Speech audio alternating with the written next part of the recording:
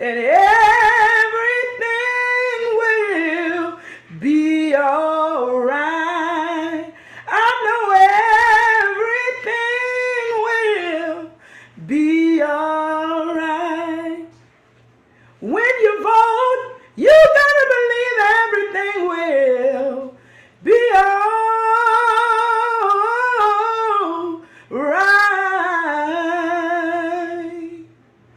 Bless you. I love that. I love that. Good evening, everybody. I am so thrilled that you decided to spend some of your Sunday evening with us. For those of you who may be new and don't know me, my name is Andrea Miller. I'm founding board member of Center for Common Ground and the executive director. We have a wonderful program for you tonight. We have wonderful guests, and that marvelous and inspiring music you heard was from BJ Lark, who is the leader of our Roanoke Democracy Center. And I will be talking about those literally in just a minute. So, to everyone here, to everyone who sees this on the recording, I want to wish you good evening and thank you for joining. So, Josie, go ahead and start up these slides. And I want to introduce you to something very special we do here in Virginia, the Democracy Center Project. Next slide. Now, for people who may not be that familiar with what is going on in Virginia, this is a very unusual year for us because this is the first election where our General Assembly members are running in their new districts. All 140 seats of the Virginia General Assembly are up for election. Now, when we look at the numbers, I know people see that map with all the red and go, oh, good heavens. All those red areas are large rural areas. And so our large rural areas tend to be Republican. The small blue area are our cities, and those tend to be Democratic. There are 32 districts that are up for grabs, and they will belong to whoever gets their voters out. And we specialize at Center for Common Ground in turning out the BIPOC vote, Black, Indigenous, Hispanic, AANHPI. That is our superpower. Next slide. Now, the state of the state. We've already had the primary election, and there are 100 seats in the Virginia House. And right now, the Virginia House is 47 Dems, 51 GOP. The Virginia Senate is exactly the opposite. It is 22 Dems, 18 GOP. Next slide. Now, the role that democracy centers play is very, very important. There are many people, and we look at our communities of color who have, for all intents and purposes, given up on voting because when they look at their lives and the fact that nothing really seems to be changing, democracy really isn't working for them.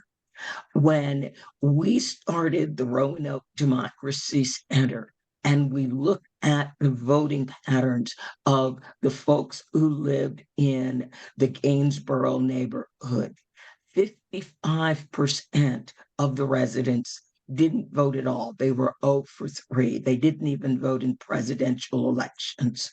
When we added presidential elections, then we got 63% of the voters barely participated. Democracy centers work with the community because they're in the community, and they give voice to what hurts in the community. They help the community understand the change they want to see when they use their vote. And in 2023, in a primary, 75% of the residents of Gainesboro voted. And when they voted to send a Black woman to as their Senate candidate, and she will be running in the November election. So for the folks of Gainesboro, they found their power and they voted it. Next slide. When I talked about identifying community issues, we don't look at national polls. We ask the people in the community, what would they like to change to improve their community? And if we look at one of the items over under Roanoke where it says gun violence, Roanoke City violence is up 400%, makes safety a priority. So the survey that we did was people who lived in the community by people who also lived in the community. Next slide. Now, when we do GOTV in our democracy center communities, or even if it's not a democracy center community, we know that one of the challenges that many of our voters of color have is if you don't have the internet, the only place early voting is on the internet. So everything that we produce for Get Out the Vote lets people know where and when they can early vote. And we make sure they have the phone number of their registrar. And they know that on election day, you're going to wait until then. You're going to have to vote at your assigned polling location. We make sure they know what ID to bring. And if they have a problem voting, we give a phone number to call and a website to report their problem, include a photograph and a video. Next slide. Now, tonight, we're also going to talk about the Virginia Beach Democracy Center, and we've got a picture there. So not only is this home to our paid phone bank team, they phone bank, they knock on doors, and they call their poll monitoring pop up at the polls. So they cover the Black precincts and they look in on the voters that they have called.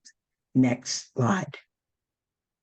Now, there are a lot more phone bankers than these, but this is the original team of phone bankers. And later on, you will hear from their leader. What is incredible about this team is they started in December of 2022. Virginia lost a member of Congress and we had a firehouse primary. That young team was able to make 4,000 calls a day, and we ended up turning out 26,000 people from 15 localities to only vote in 8 places with 7 days notice. In August, starting on August 21st, they made more than 100,000 calls in less than 3 weeks. And because we could not afford to sustain that, we had to ask them to drastically scale back. Next slide. Now, I'm not going to go through all this, but you can see that we have done and won a lot of elections. We did the Georgia runoff. We did the firehouse primary. As I mentioned, there was a special Senate election since we did not win the Virginia second congressional seat after the death of Representative McEachin. We were able to send the first African American woman to Congress. We were asked to assist with turning out the Black vote in Wisconsin. So in February, in addition to the congressional race, we also did the primary for Judge Janet Protasewicz, and then we did the general election. And then all of that right before the June primary. Now, the June primary was a huge win for us. We partnered with our C4 and they endorsed 11 candidates, or they endorsed 15 candidates. Out of those 15 candidates, 11 of them won their primary. With 5 of them, we were told, you will never win.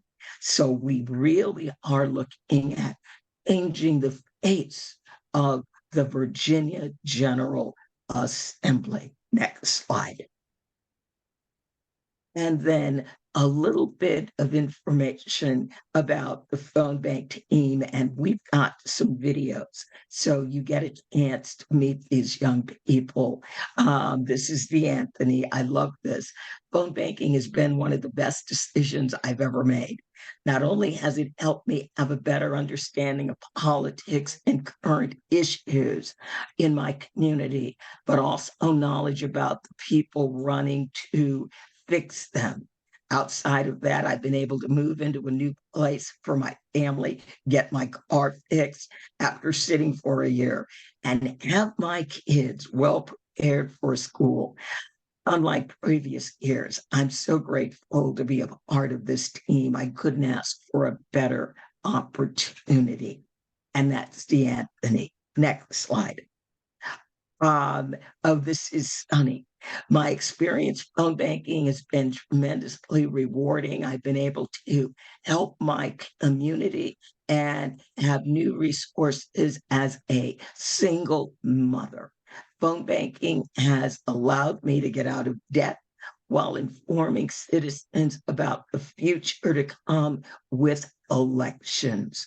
So for me, I love the fact that we have young people on the phones. Our phone bank team, they are 18 to 35 years old, and many of them have recruited their friends. So we are getting young people that tend to be very, very difficult to reach and to be cynical about elections.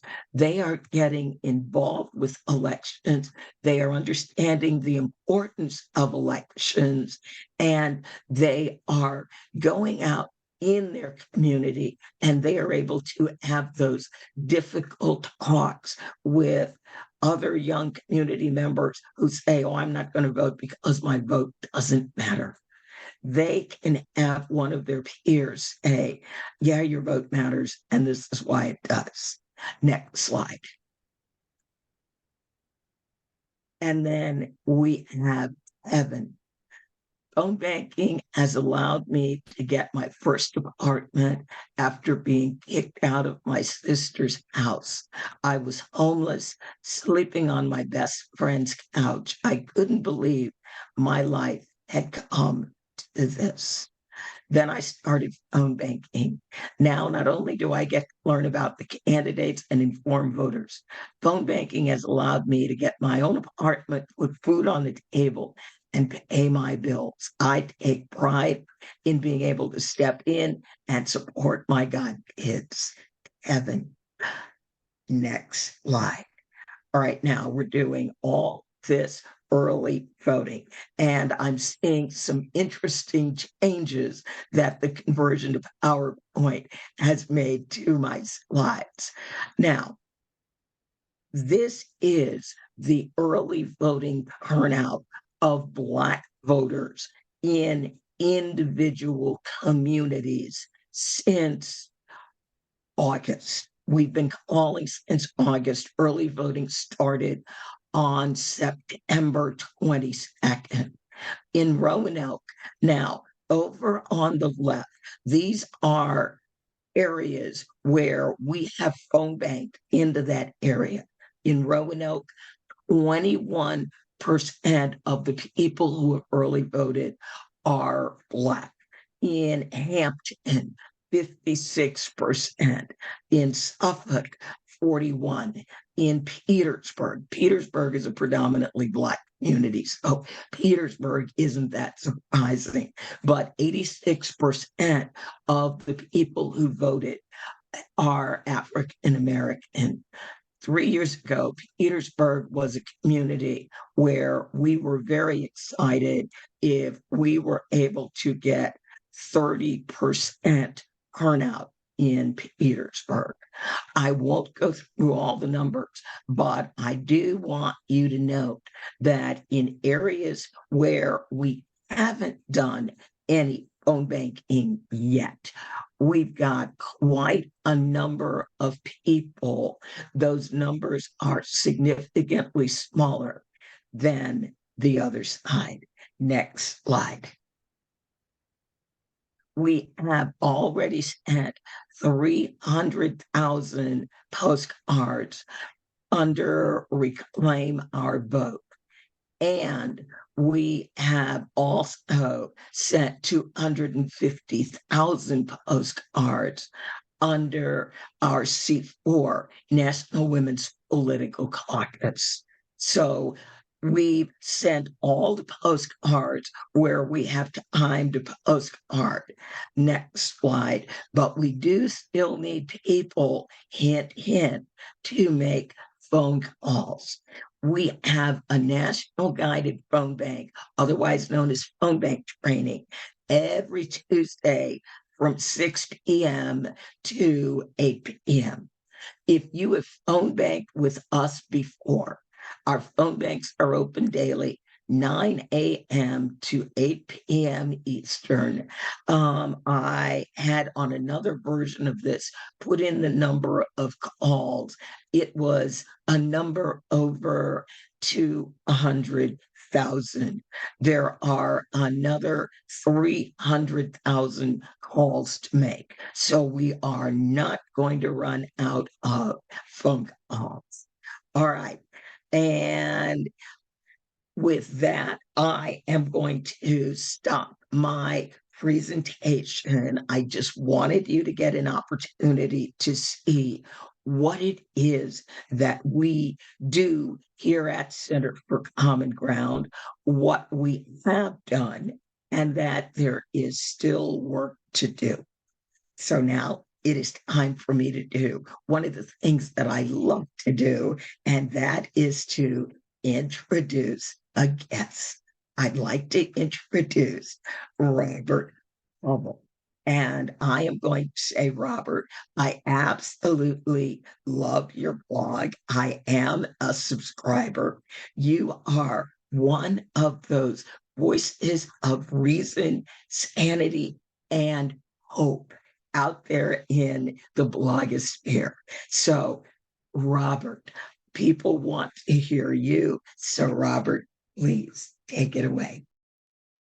Well, thank you, Andrea. I have to say I'm humbled and honored to be able to speak to the Center for Common Ground. And first of all, let me say to any readers of mine who are here this evening, because I posted an invitation, thank you for showing up. I know that we all have so much competition for our time. Bless you for showing up this evening for this really very important presentation. I'm going to give 30 seconds on how the newsletter came to be, and then I want to tell you what the most common question is that I get from my readers. I write a nightly newsletter on Substack. It started as a nightly email to my 3 daughters and my wife after the 2016 election. And it was to help ground them and allow them to engage in the news in a very difficult news environment. And that newsletter got passed around to family friends and then to other friends. And then over time, it got big enough that I had to start sending it out on Constant Contact. And then it got bigger, so I had to move it over to Substack. Largely, I went there because Heather Cox Richardson was there. And so now I have over 50,000 people who subscribe nightly. And, you know, the daily opens are somewhere between 90 and 100,000, sometimes on big nights. Like sadly, in the last week, it was 110,000 on one night. So there are a lot of people reading. And they are all people who are focused on exactly the work that Center for Common Ground is focused on, which is ensuring that they can be contributors to our democracy. And it's not an easy thing to know how to do in this environment. In fact, it's quite confusing because many people were not activists before 2016 and became activists and have found their way to groups and are doing what they can do to help.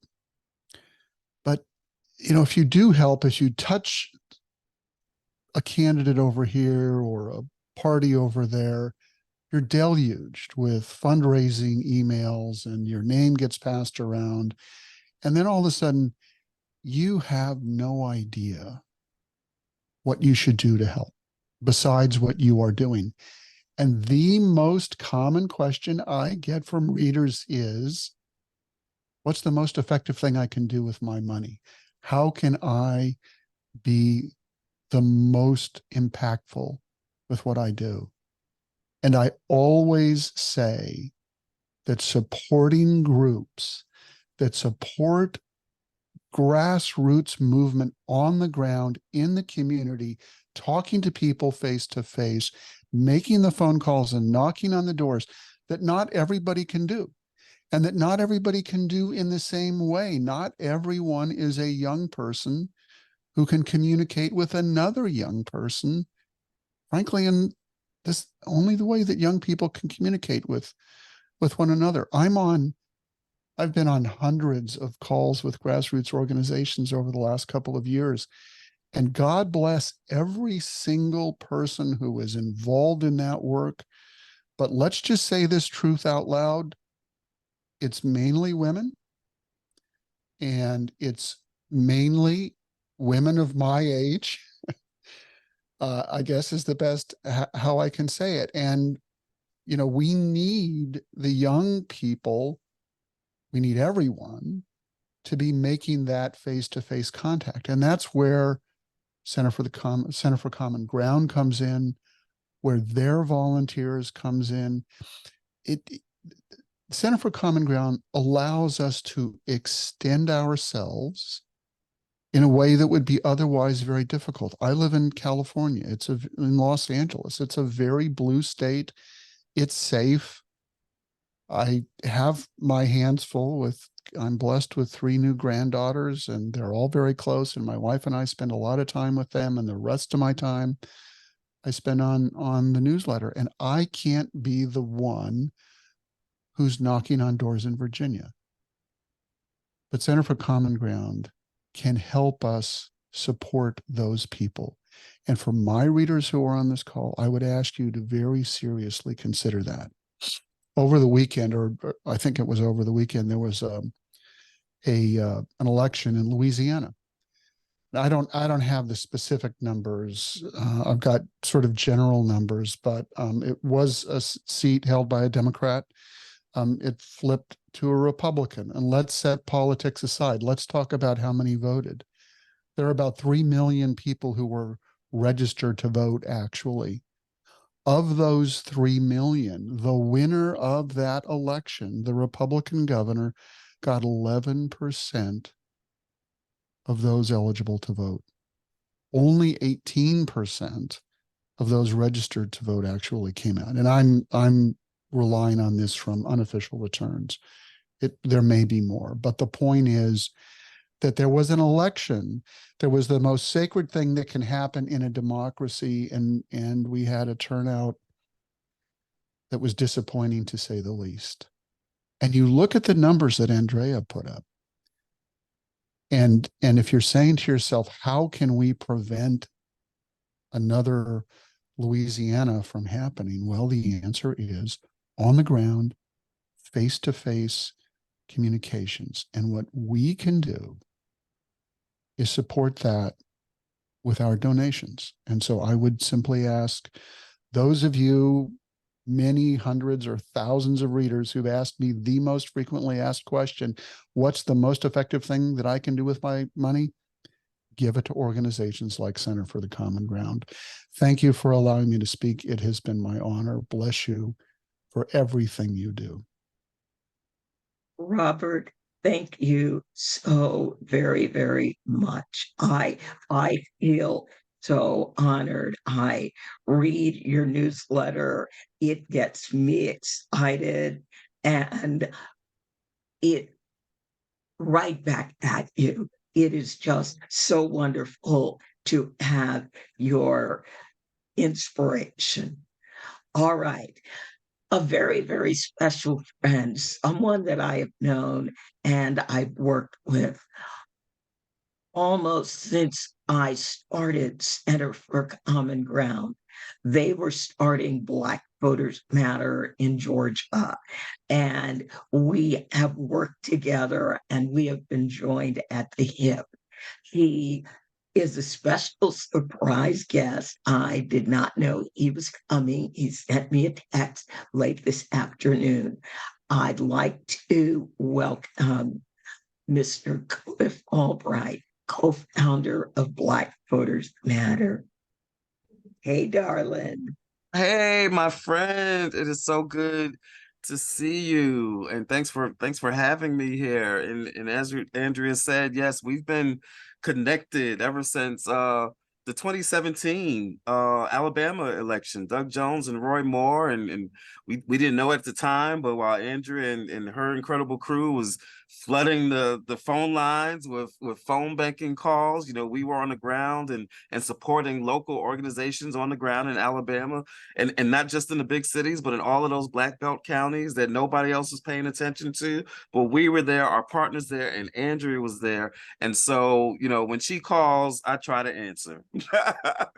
and the call has been put out, the bat signal has been put out for Virginia, you know, and I don't need to tell you all how important this election how this is. You all know how important it is. I'm sure Andrea's told you how important it is. Robert's written about how much it is. We know what's at stake, right? We know that the gains that have been made in the state of Virginia are all at stake. We know that you know, losing the legislature is a real possibility, and we know what that means given who's in the governor's mansion. And so this is important. This is an important period of time. And what we know, what we believe is that while it's going to take a collective effort, we believe that Black voters are going to be able to play a critical role, particularly in some districts that we've targeted and Andrea has helped us to identify, and that you all have been reaching out to and talking about. And so I just wanted to come on. I'm not going to stay on long. You know, I just wanted to come on and say, look, now is the time, right? People might be trying to back away from Virginia. We keep hearing that there's not a lot of resources going into Virginia. You know, we certainly haven't seen it. I know Andrea hasn't seen it.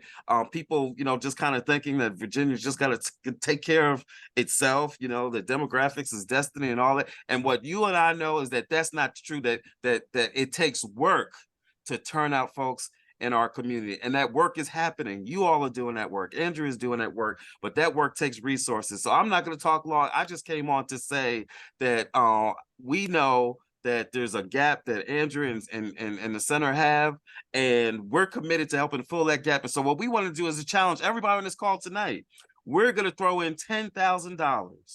We're going to match $10,000. If we can raise $10,000 tonight, then we are going to match it. We'll match your dollars all the way up to $10,000 in order to, and that doesn't seem, and it's really not a lot of money, y'all. We know that if we had a fraction, if Andrea had a fraction of the money that's being put by some folk into, you know, commercials and to some strategies that, you know, some well-paid consultants say will work, that we all know is not the way that these elections are won, and that turnout is increased. If we had a fraction of that, if Andrea had a fraction of that, we could work miracles, and not even just in Virginia, but in a whole bunch of other states. And so 10,000, we know, is not a lot, right?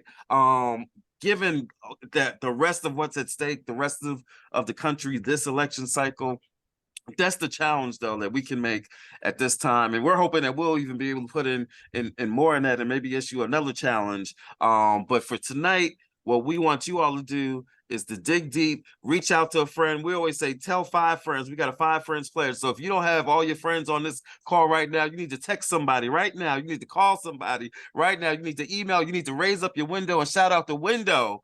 We need to raise this money for this important work, because we know that if Andrea and the center, and if you all and their team can reach out to folk, get these contacts, get these 5 contacts for voters, get these 8 contacts for voters, if we can do that, then we will get the turnout that we need. Because when we work together, y'all, we win. So that's the challenge. I'm throwing it out there, and I'm looking forward to Andrea giving me a call and sending me a text later on tonight saying we've hit the target, Cliff. So cut me that check, send me that wire, and I will be glad to do so. So let's get it done, y'all. Back to you, Oh Andrea. my goodness. Thank you, Cliff. Thank you, thank you, thank you.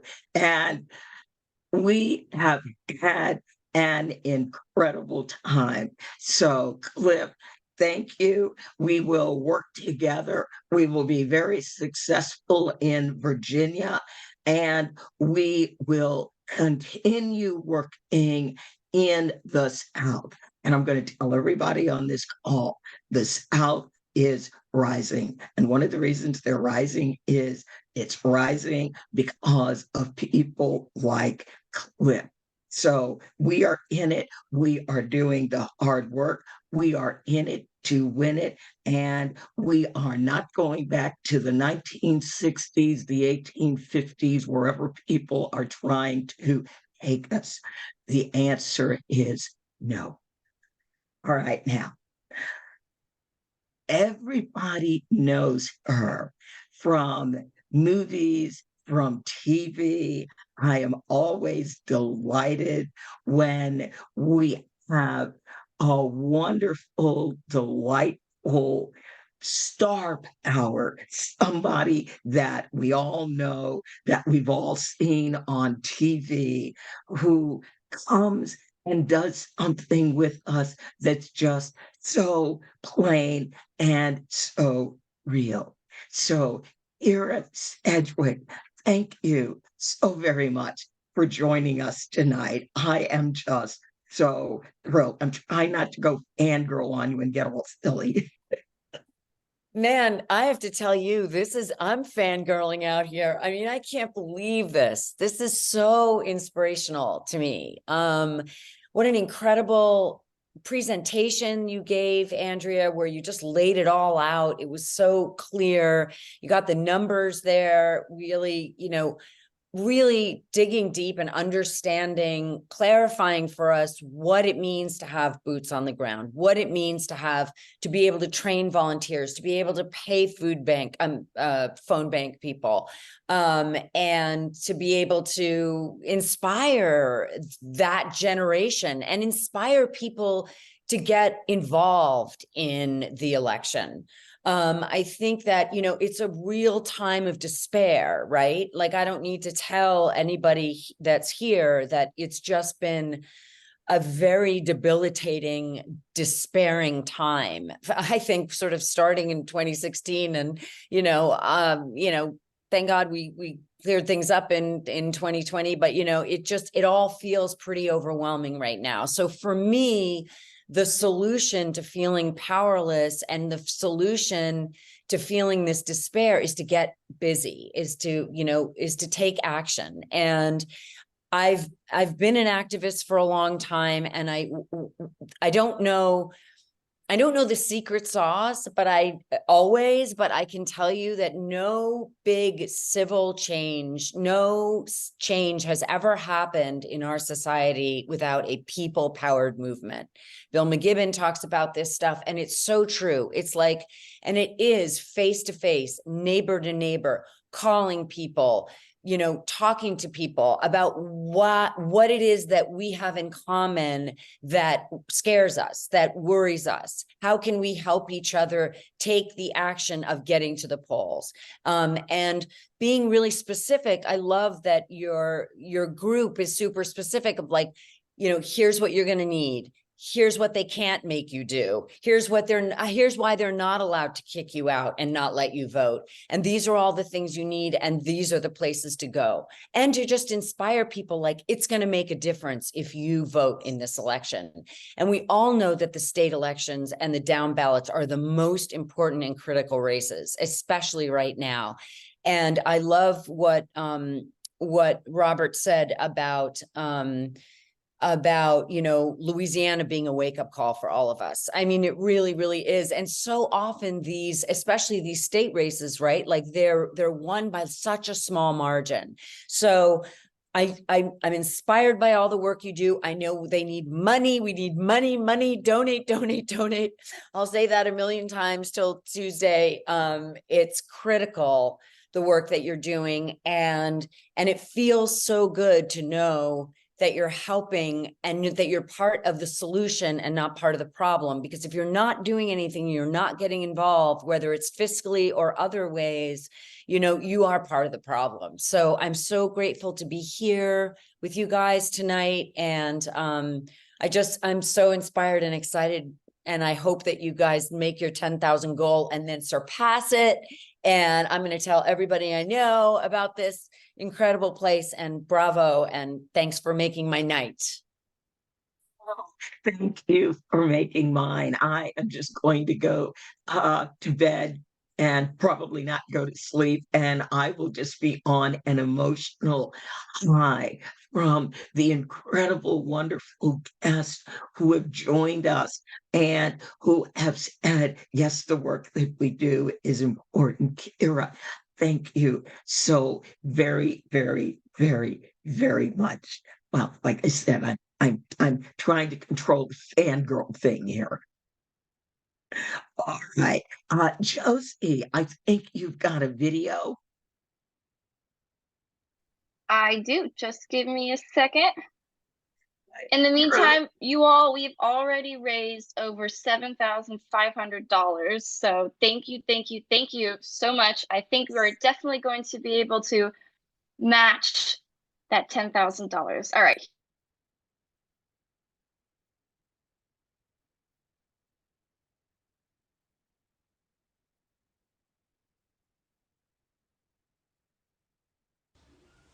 Hi,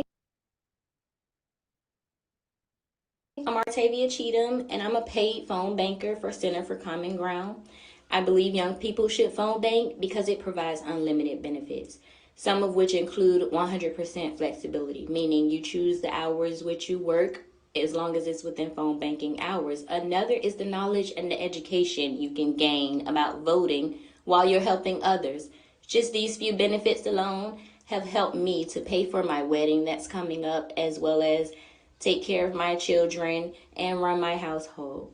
Young people, let's get involved, let's get connected, let's get educated. It's our 26th Amendment right. I think we should exercise it. Oh, that is one of our phone bankers. I just always love seeing their videos. We asked them last year or earlier this year to make a video about why young people should phone bank. And we just got some wonderful, heartfelt, really, really, really delightful surprises. Now it's time for our next guest. Our next guest, many of you know from her writings, and Jessica Craven writes, and for Chop Wood, Carry Water again. We need to do work. It's inspirational writings. And what I love is that there are all these different writings that aim and help us focus on what's going on in different states. So many groups focus on the federal. Well, one of the reasons we are in this mess is the other side has focused on local, state, and federal, and they've been building a bench and working a plan. And it just seems that we are just now discovering, oh, they have elections in the states. Well, someone who knows that what goes on in the state is very important, Jessica Craven. Jessica, thank you for joining us tonight. Andrea, thank you for having me. What an honor. What an honor to be on with so many great speakers. You, first of all, one of my heroes, and Robert, another one, Kara Sedgwick, that was amazing. Heather Booth is someone who I adore, pretty much everyone here. And thank you to those of you who subscribe to my newsletter for being here. It's just been really great to hear everybody. And, you know, I'm thrilled to see the numbers ticking up. I hope they will continue to tick up. This is the kind of place where your money is extremely well spent, to echo what Robert Hubble said. There's a couple of things I want to say about Virginia in particular. And if you don't know me, I publish a daily Substack also, or it comes out 6 days a week. But mine is a little different than you know, Robert's, which is one of my mainstays. But I try to give people things to do. Mostly, that is mostly what I focus on. Is what can I take 5 or 10 minutes every day and do to actually move the needle on our democracy? And, you know, it's calling your representatives, it's sending a letter, it's maybe signing a petition, but a lot of it now, more and more, is helping us win elections. And particularly on a state level. The longer I've been at this work, the more I have realized that state level elections are where it's at. They're so important.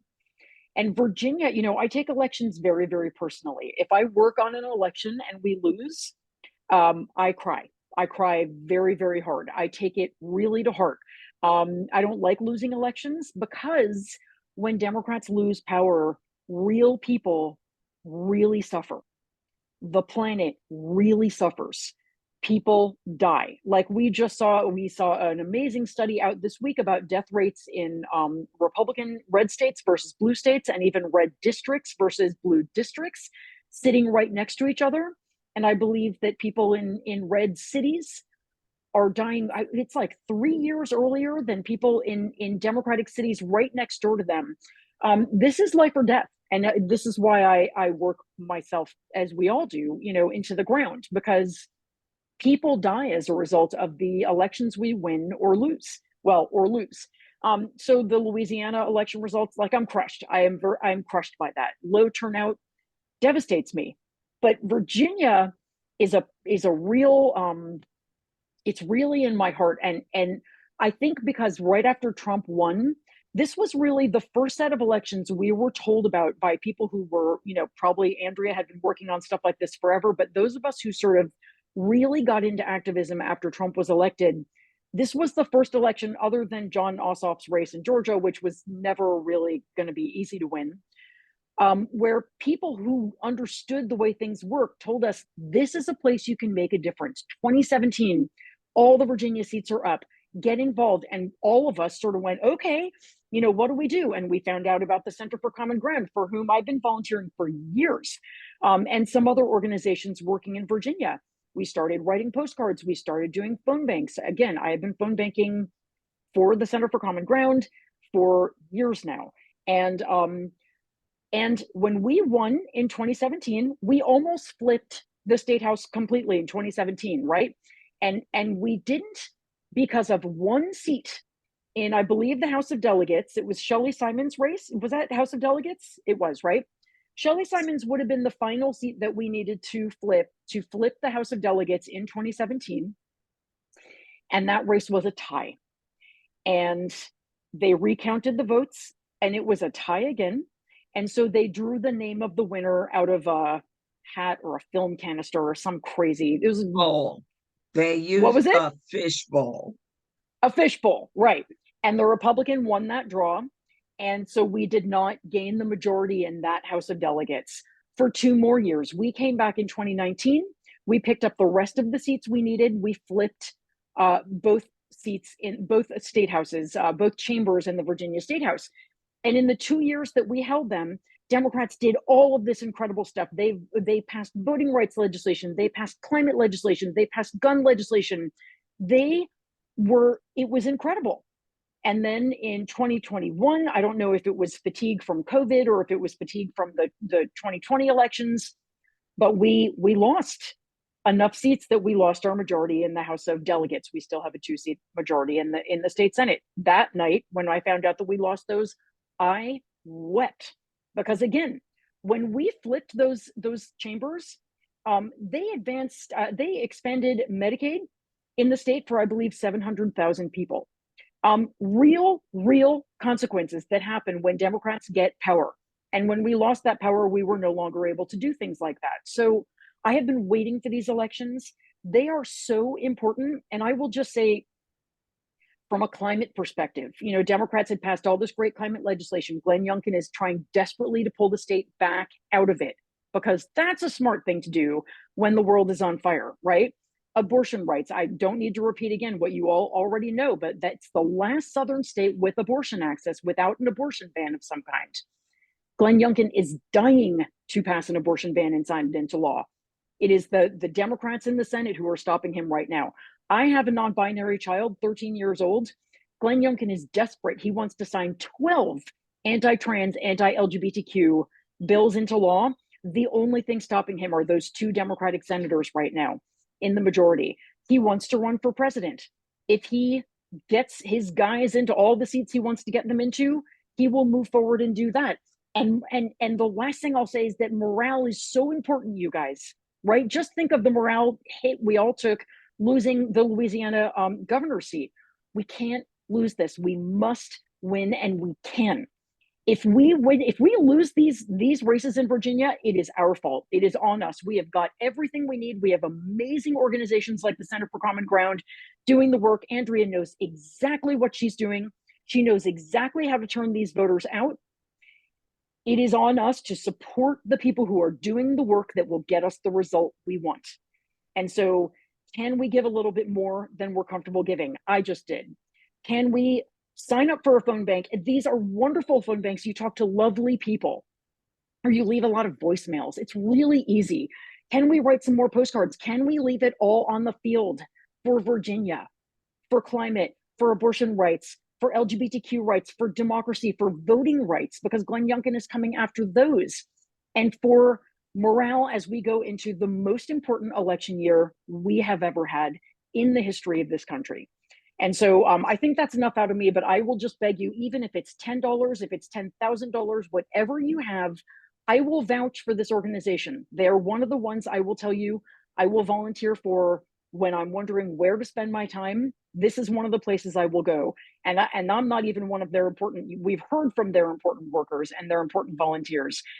Please, please support them if you can. Do this work for Virginia right now.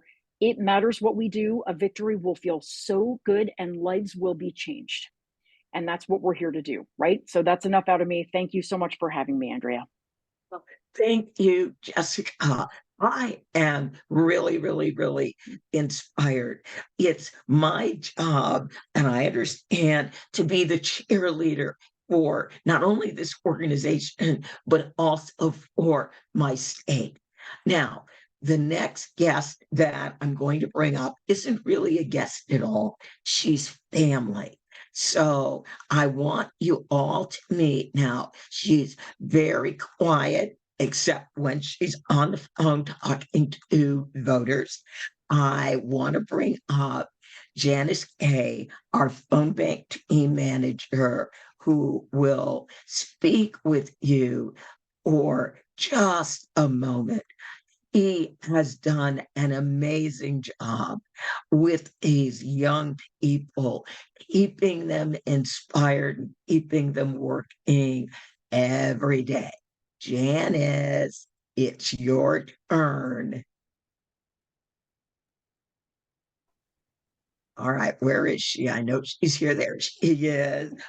Look at that smile. Oh boy, this is wonderful tonight. Like Andrea said, my name is Janice Gay. I am the phone bank manager for Center for Common Ground. I get the privilege and honor of managing some awesome group of young people, ages 18 to now 38. I'm really happy to say that we're on the phones Monday through Sunday. We begin our day at 9 a.m. and we end our day at 8 p.m. We engage voters by just keeping them informed on early voting locations, times, and also giving them phone numbers for their local registrar's office.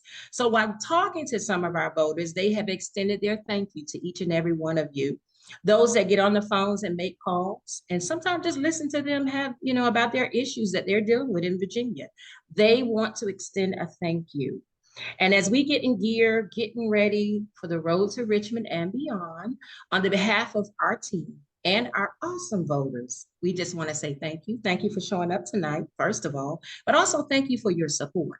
We really appreciate it. Again, my name is Ms. Gay, and I have the honor of being a part of an awesome team. Thank you so very, very much, Janice. Your work has been incredible. The phone bank team was your inspiration. And again, not only does Janice run the phone bank team, but the paid team, they do volunteer door knocking because they're young and they're strong and they can go out and they can knock doors.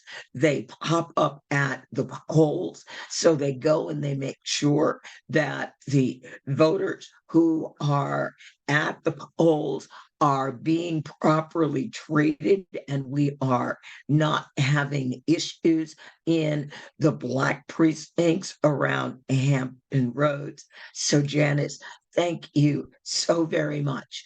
And additionally, Janice is now doing training for other states, and she's also doing training for organizations. So one of our Black fraternities signed up to do phone banking, and actually I ended up doing that training for them. But Janice, I understand they're going to have more brothers coming back. So I will put you in touch and we will set something up with them. Andrea, Yes. I have a quick, amazing announcement. We have raised $10,678. Thank you all so much. We have raised our match. So thank you. Now we can get Janice and the phone bank team on the phones a little bit more. All right. And then I will be happy to let Cliff know, because when I talked to Cliff this morning, that was his question to me. What will it take to get them back on the phones? And I was like, well, this is what we need. And he was like, okay. He said, let's go to work. And then he agreed and he joined me. So as I said, Virginia and Georgia, we are joined at the hip. And we also are planning on, because we're looking beyond 2023 now, the conversation now and the glances are going toward North Carolina, South Carolina, Alabama, and probably Mississippi and maybe Tennessee. So we are really, really looking at, as I said, the South is rising. Oh, this is one of the favorite things that I get to do. Our IT director, and how many people can say that, is a incredible violinist. So I'd like to invite Gabe Wheaton to share a musical number with us before I introduce our next guest.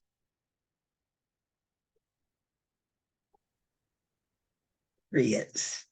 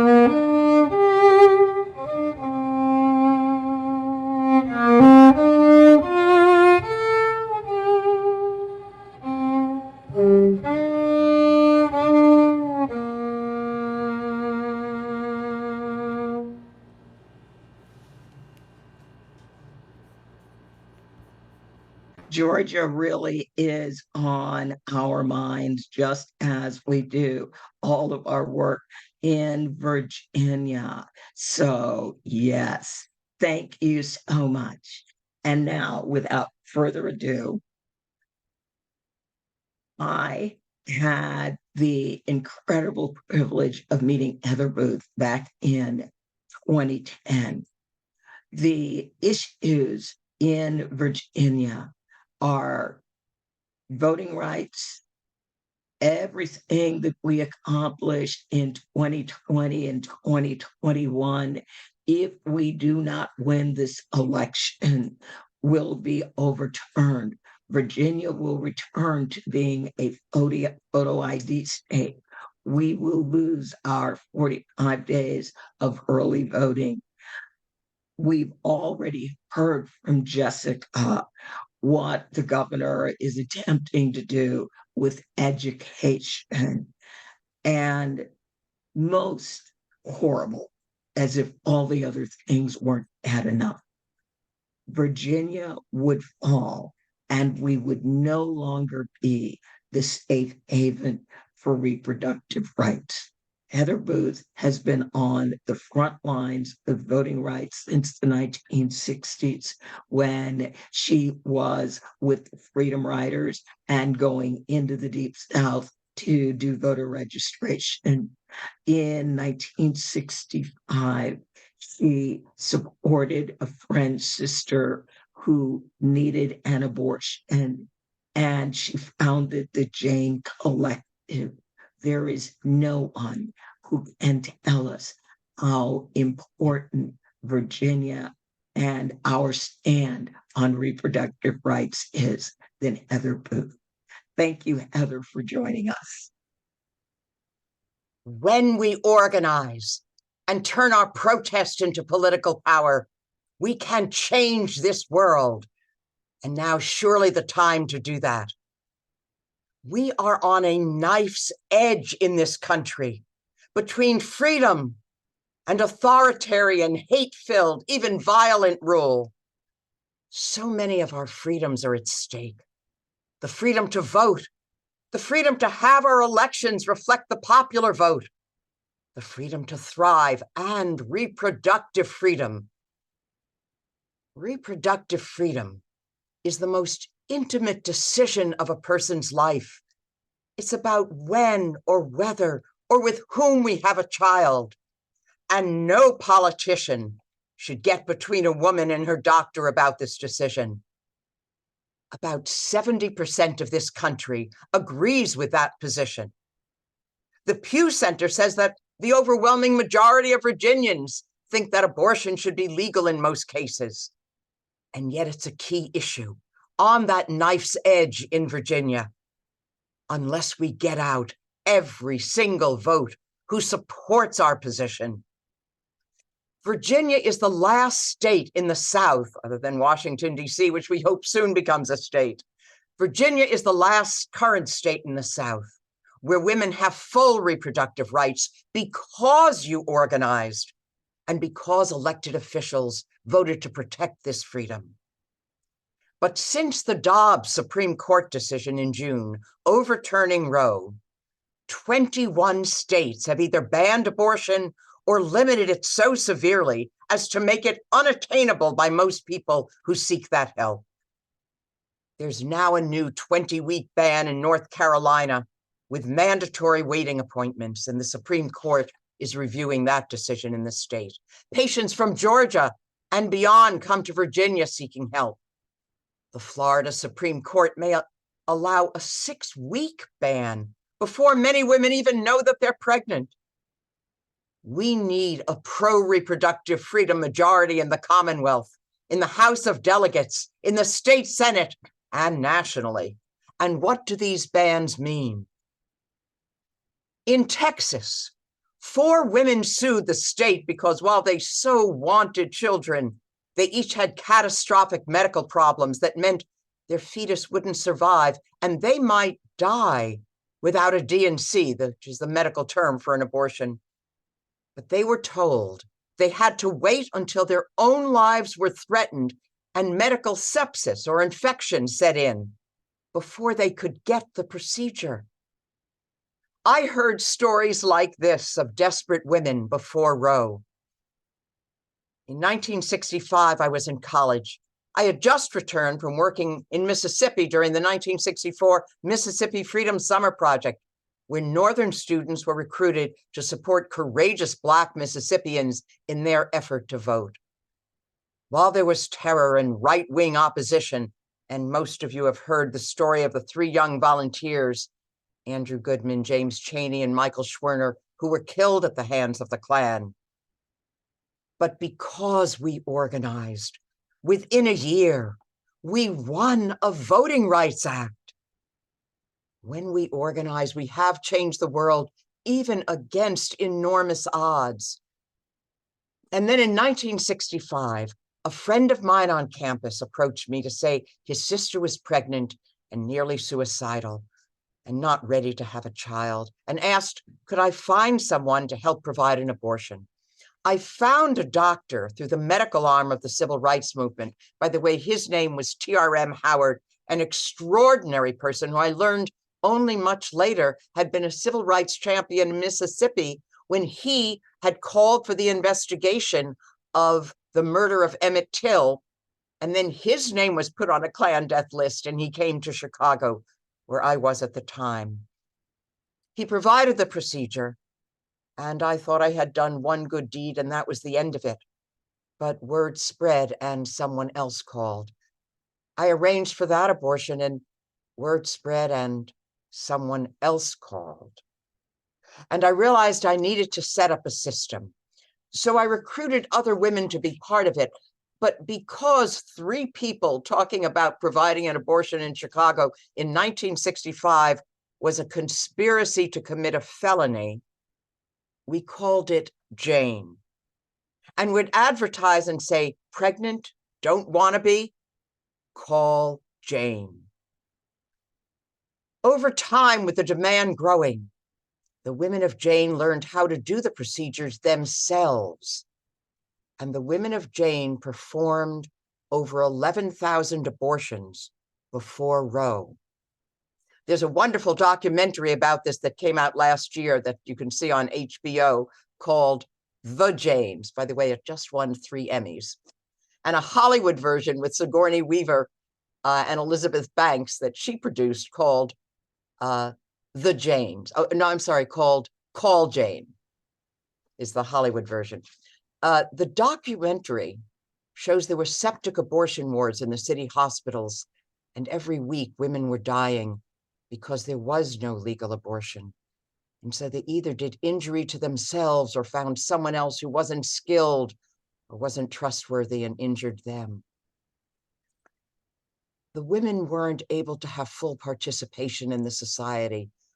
They weren't often not able to work or care for their child. And by the way, a majority of the people who have abortions already have children. They know what's involved in raising a child. And before Roe, women were denied options, often to have an education or reduced to poverty and diminished options in life. And most women know that this is a precious freedom and one that needs to be protected. All this is at risk unless we organize and turn our protest in political power. Then we won't go back to those septic abortion wards. We shouldn't go back to the days of Jane and an abortion underground. Virginia, you can do and make the future possible for people. You can provide hope. You can provide the victory that we need. Andrea Miller and Center for Common Ground is an important part of that hope. She has been a movement partner for so many years. You couldn't have better partners. We now need from you 4 M's, the letter M. The first M, members. We need you to recruit others, make calls, do the text, do the work, canvass, get out the vote, sign up now. You showed you can recruit the funding, recruit members. How many people? What's the name of the person you'll recruit? Is it your mother? Is it your daughter? Is it your father? Is it your friend? We need more people. The second M, message. How will you spread the word? You're doing it tonight in social media, in the Substacks, what Robert Hubble does, what our wonderful actress Sedgwick does, what each of the friends do on this call, what each of you, Jessica, that you do every day. We need money. We need you to give, just as you did tonight, $10,000. Let's increase that number. We can get double that. Andrea knows that. And movement. We need to show up. Members, message, money, movement. And when we've organized in the past, we have changed the world. And if we organize now and turn our protests to electoral power, we will change this world. And I hope to celebrate our future victories together with all of you. Heather, thank you so very, very much. I am always inspired by your words. I am always heartened that you have been in this fight just a tiny bit longer than me, and you're still in it. And that is something that helps give me hope. To Jessica, I am so delighted that you have been one of our volunteers, that you spread the word about what we do, that we will be able to be strong and to continue growing. And we've got plans for 2024 when we get done with the 2023 election. And like I said, we want a very solid win. All right, my prediction, 25-55. That is a very solid message that nobody is going back. We have dug in our heels and everything stops and we start moving this wheel forward again. So I am just so excited. Robert, I love your blog. Again, a very dear friend of mine, Sandy, told me about your blog and I signed up for it immediately. I probably signed up for it again. And it is one of the things that keeps me going. So to all of our friends, thank you so very much. And the unbelievable has happened because Ray is not going to be able to join us tonight. And Cliff popped in and had to pop out. We are actually going to finish a little early. So if people have questions, the presentations are all done. I would love to answer any questions that people have, probably about Virginia, but there can be other questions as well. So do we have any questions, Josie? I know you're wildly going through the chat. Yes, there's, one from Jessica Craven asking, did you mean Dems will win by 55 seats? Can you explain those numbers a little bit more? Oh, all right. Now, we have 20 seats. We have 40 seats in the Virginia Senate. 21 is the majority. Right now, the Dems have 22. I am predicting we win 25 seats. There are a number of seats where, based on the fact that the candidate is Black, there doesn't seem to be a lot of interest in pursuing that seat. That makes a great deal of interest for me because I am looking at the community and I'm going, people have turned out to vote to win a primary that everybody said they couldn't win. Let's just keep pushing and let's work and help people in that community win that seat. I cannot tell you the sense of pride when their candidate won the primary. So again, the Democracy Center opened in January of 2021 with 53% of the registered voters never participating in the elections. In June of 2023, in a primary election, 75% of the voters showed up, and the retiring senator's handpicked candidate didn't win. A Black woman did. This community would be able to propel a Black woman to the Senate from Southwest Virginia. That would be unbelievable. 55, there are 100 seats in the Virginia House. Right now, it is split 47, 51. The 47, we're the smaller number. I predict that we win back the seats that we lost and that we win new seats so that we are a very solid 55-25. Some of the districts that people are going, oh, it's the Republican district. I'm looking at that district going, I live in Virginia, and I know that from 2006 to 2021, that was a Democratic district. So, I mean, I'm not sure why you're saying suddenly one election cycle and it's suddenly something else. So that is the reason for my predictions.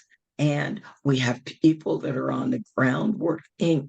We have our phone bankers and our volunteers working the phones. There are many other organizations in California and New York that are focusing on Virginia.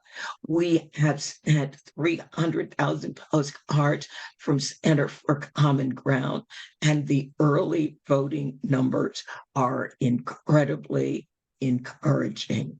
So it will be fascinating to see, do we get the Virginia of 2019 that says, no, we're going forward? Or do we get the Virginia of 2021, where a very slick candidate was able to fool a lot of people in Northern Virginia, thinking that he was only going to make moderate plans in Virginia? All right, that was probably longer than you were hoping for. So are there any other questions, Josie? Yes, from Mr. Robert Hubble. His question is, has Youngkin been able to maintain his charade as a moderate Republican, or are people seeing through his deception? What's interesting is there's a yes and a no to that answer. So people who care about voting rights are aware that he is no moderate.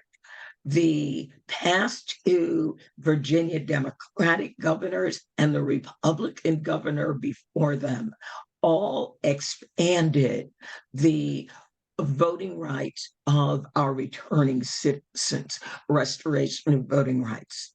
Governor Youngkin, without telling anyone, just suddenly halted automatic voter restoration upon release from prison. And he didn't say that he had done it until the chair of Senate Privileges and Elections asked him how many voters he had restored. Why wasn't he posting that information? And had he made changes to the procedure that people should know about? And it was then that he said, oh, well, as governor, the Constitution gives me sole power to determine who should have their voting rights restored. And you know what? I've decided that when the Spirit moves me, I'll restore someone's voting rights. And when it doesn't, I won't. So, people who care about voting rights, we are painfully aware. There were people who voted for him because they wanted to exercise more parental control over education. The jury is still out on that one because we're seeing in a number of our smaller counties in Northern Virginia that it's a very small but vocal group, rarely more than 12 people, that are pushing for banning books, that are pushing anti-LGBTQ, and just generally pushing A. So for people who believed in decency, who believed in being good and human to your neighbor, I think they figured out that they don't want him. But for that smaller group of people who felt that they should have more rights than anybody, they still are very interested and like him. It's going to be very, very interesting. It's all about who can we get out to vote. It's all about turnout. And yes, I see questions in the chat. Will people get the slide deck? Yes. Will people get the recording? Yes. Josie, do I have any more questions? Oh, yeah. I don't think so. And I will also, in the follow-up email, just want to note, add any links that are mentioned, and also share the newsletters of Jessica and Robert so that you all can get involved with their work. So don't worry about saving the chat. I will get all important links to you in the follow-up email. Thank you, Josie, and a very, very special thank you to all of my very, very wonderful guests: Heather Booth, Jessica Craven, Robert Hubble, Kira Sedgwick. This has been an amazing evening, and I'll thank Cliff in person when I see him tomorrow. So everybody, have a marvelous evening.